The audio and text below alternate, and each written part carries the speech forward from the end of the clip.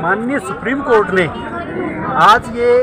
साबित कर दिया है कि अभी बाबा साहब का संविधान भी जिंदा है इस देश में और इस देश में न्याय भी जिंदा है। बीजेपी जितना मर्जी अपनी तानाशाही चलाने की कोशिश की, जितना मर्जी इन्होंने जुल्म किए, जितना मर्जी इन्होंने धांधली की, जितना मर्जी इन्होंने चोर बाजारी की, जितना मर्जी इन लोगों ने गलत तरीके से चुनाव को जीतने की कोशिश की, लेकिन मैं बार बार हम धन्यवाद देते हैं माननीय सुप्रीम कोर्ट का कि उन्होंने इस देश के संविधान को बचा के रखा और उन्होंने इस 140 करोड़ देशवासियों की जो आशा और उम्मीद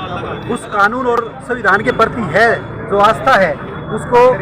उस आस्था का विश्वास कायम रखा है। मैं बार बार इसके लिए माननीय सुप्रीम कोर्ट को धन्यवाद। किस खुशी में लड्डू और गुलाल और ढोल नगाड़े का आयोजन किया गया, किस तरह से आप देख रहे हैं, क्या मेन मैसेज था आज आम आदमी पार्टी का? पिछले कुछ दिन पहले 30 जनवरी को आपने देखा बीजेपी द्वारा किस तरह प्रकार से लोकतंत्र की हत्या की गई थी। उस पर माननीय सुप्रीम कोर्ट जी का जो निर्णय आया, सबसे पहले तो सुप्रीम कोर्ट का बहुत बहुत धन्यवाद करते हैं कि उन्होंने इतनी जल्दी अपना फैसला सुनाया, लोकतंत्र के हक में सुनाया।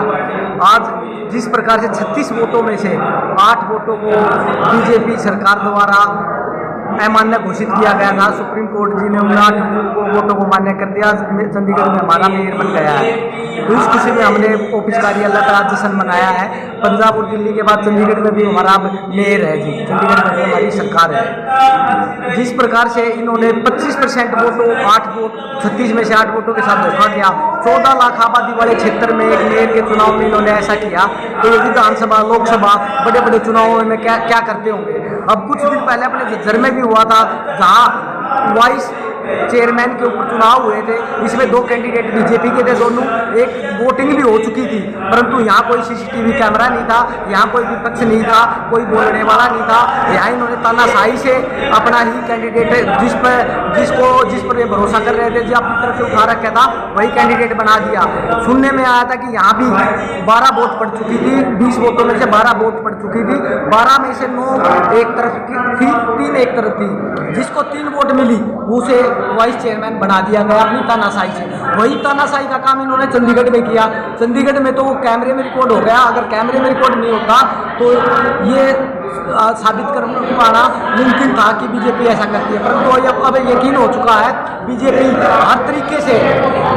अपनी तानाशाही के बलबूते पर हर चुनाव को अपने हक में कर लेती है।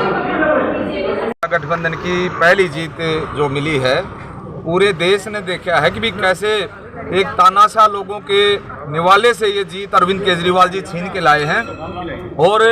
आज ये जो जीत है, इस जीत ने पूरे देश को ये बता दिया है, पूरे देश ने देखा है कि कैसे उच्च न्यायालय ने तानाशाही के ऊपर एक तमाचा मारा है कि एक छोटे से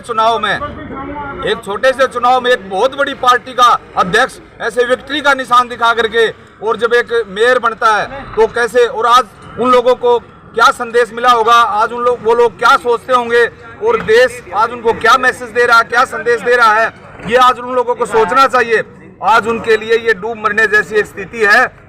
कि आज भारतीय जनता पार्टी कहीं जहां 400 पार होने का नारा दे रही है कि हम 400 पार करेंगे, तो जो 400 पार होगी तो पूरा देश देख रहा है ये 400 पार कैसे होंगी और किस तरीके के हालात देश के अंदर होंगे। आज पूरे देश में ये जो कल जो जीत उच्च न्यायालय ने दी है कि एक जो अनिल मसीह है वो एक छोटी सी मछली है जो मगरमच्छ कोई और है, क्योंकि ये पूरी जांच इसकी होनी चाहिए। आप देखिए ये जहाँ तक जांच पहुंचेगी, क्योंकि अब जो मामला वो सर्वोच्च न्यायालय में है और सर्वोच्च न्यायालय में सारी चीजें दूध का दूध पानी का पानी हो जाएगा कि किन लोगों के सह पर ये काम किया गया था और कौन ऐसे लोग थे जिनके सह पर ये मेयर बनाया गया था। और एक तानाशाही जो लोकतंत्र है इस देश के अंदर, एक लोकतंत्र के ऊपर पूरा देश चल रहा है और उस एक लोकतंत्र को ठुकराने का काम भारतीय जनता पार्टी ने किया। और उस लोकतंत्र पर कैसे कल सर्वोच्च न्यायालय ने जीत दी कि भाई जो असली चीज है, जो असली जीत है, जो असली न्याय की बात है, वो लोकतंत्र की जीत होनी चाहिए, ना कि तानाशाही की जीत होनी चाहिए। तो आज पूरे देश में ये खुशी का माहौल भी है और एक साथ साथ हमारे सामने एक बहुत बड़ी दुख की घड़ी भी है कि हमारे देश का किसान, हमारे देश के किसान को ऐसे घोषित कर दिया गया जैसे